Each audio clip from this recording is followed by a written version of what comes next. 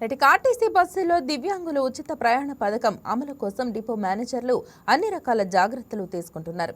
Vijayawada depot నుంచి అత్యధిక సంఖ్యలో ప్రయాణికులు ప్రయాణిస్తారు కనుక పథకాన్ని మరింత జాగ్రత్తగా అమలు చేయాలని కండక్టర్లు, డ్రైవర్లకు పలు సూచనలు ఇస్తున్నారు. దివ్యాంగ శక్తి అమలులో ప్రధాన పాత్ర పోషించే డిపో మేనేజర్లతో మా special correspondent Bindu face to face. ఇప్పటికే శ్రీశక్తి పథకాన్ని ప్రవేశపెట్టింది. శ్రీశక్తి పథకం ద్వారా మహిళలకు ఉచిత బస్సును కేటాయించారు. అదేవిధంగా కొనసాగుతుంది. ఇప్పుడు కొత్తగా దివ్యాంగ శక్తిని కూడా ప్రవేశపెట్టారు. ఉగాది కానుకగా అయితే దివ్యాంగులకి ఉచిత బస్సు సౌకర్యాన్ని ఇచ్చినట్టయితే తెలుస్తుంది. వారికి కూడా ఇప్పటి నుండి బస్సుల్లో అయితే ఫ్రీ సర్వీస్ ఉండబోతుంది. మనతో పాటు ఇప్పుడు ప్రస్తుతం ఈ అంశం గురించి మాట్లాడడానికి మనం ప్రస్తుతం విజయవాడ డిపో దగ్గర ఉన్నాం. డిపో మేనేజర్ గారు ఉన్నారు. సార్, ఇప్పటిదాకా శ్రీశక్తి పథకాన్ని ప్రవేశపెట్టారు, సక్సెస్ఫుల్గా వెళ్తుంది.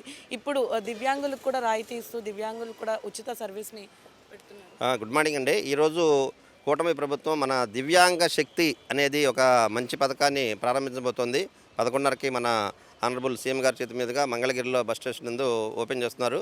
దీని యొక్క ఉద్దేశం ఏంటంటే, ఇప్పటిదాకా మనకి 100% రాయితీ ఉన్న గుడ్డి చెవిటి వాళ్ళకి మాత్రమే ఈ పథకం మన వాళ్ళకి రాయితీ అనేది ఉండేది. ఇప్పుడు ఈ దివ్యాంగ శక్తి పథకం అమలైన క్షణం నుంచి ఎవరికైనా సరే 40% ఉన్నా సరే దానికి ఈ పథకంలోకి వర్తిస్తుంది వాళ్ళకి.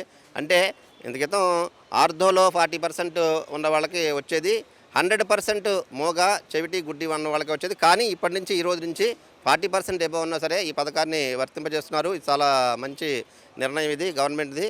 కాబట్టి దీన్ని మేము సక్సెస్ చేయడానికి మా వంతు పూర్తి ప్రయత్నం మేము చేస్తామని చెప్పి. సార్, పరీక్షలు ఏమైనా చేశారంటే 40% బిలో ఎబో అంటున్నారు కదా, దీనికి పరీక్షలు ఏమైనా? ఇది గవర్నమెంట్ ఇస్తుందండి సర్టిఫికేట్, సదరన్ సర్టిఫికేట్ అని. మన 3 డాక్టర్ల కమిటీ అనేది గవర్నమెంట్ హాస్పిటల్స్లో వాళ్ళు ఇస్తారు. ఇది సదరన్ సర్టిఫికేట్ అనేది గవర్నమెంట్ తరపు నుంచి ఇష్యూ అవుతుంది సర్టిఫికేట్. దాని బేస్గా మేము ఇస్తామండి. ఓకే సార్, ఇప్పుడు బస్సులో కండక్టర్ కానీ ఈ వీళ్ళు ఏ అంశం మీద, అంటే ఈ సర్టిఫికేట్స్ మీద అంశం చూసే టికెట్ని జారీ చేస్తారంటే సహాయకులకు కూడా వస్తారు కదా వీళ్ళతో?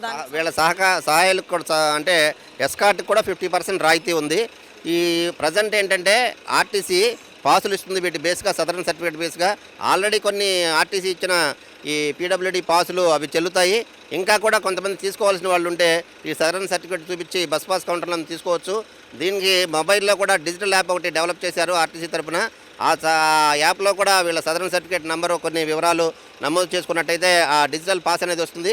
దాన్ని కూడా ఎలిజిబిలిటీ కింద తీసుకుంటారు. సార్, ఇప్పటికే శ్రీశక్తి పథకం ఉంది, వారికి సీట్లు కానీ మహిళలకి సీట్లు కేటాయించున్నారు. ఇప్పుడు దీనిలో మార్పులు చేసి దివ్యాంగులకి సపరేట్గా సీట్లు కేటాయిస్తారా లేకపోతే ఎలా సార్?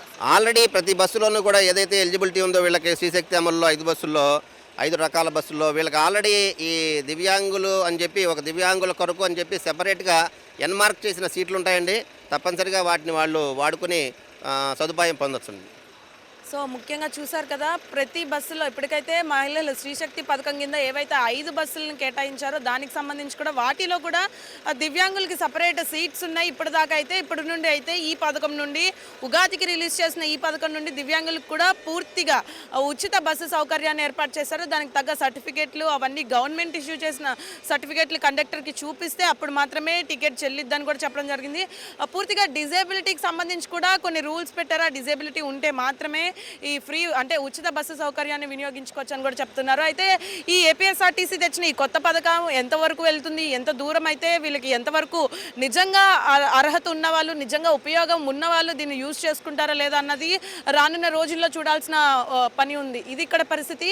వీడియో జర్నలిస్ట్ సురేష్తో Bindu, YK news, Vijayawada. Please subscribe to YK TV Network. Please subscribe to YK TV. Please watch YK News. Don't forget to subscribe YK News channel.